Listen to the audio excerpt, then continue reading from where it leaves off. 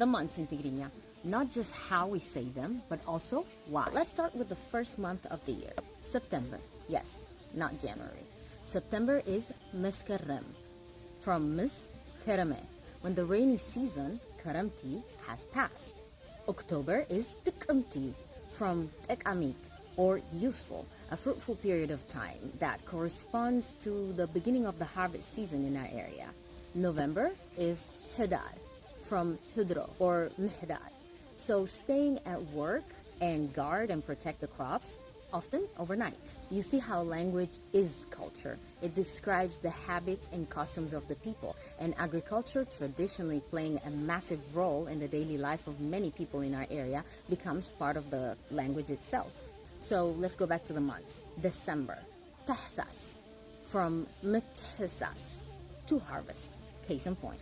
January is Tiri, from Mintar, to bounce or to jump.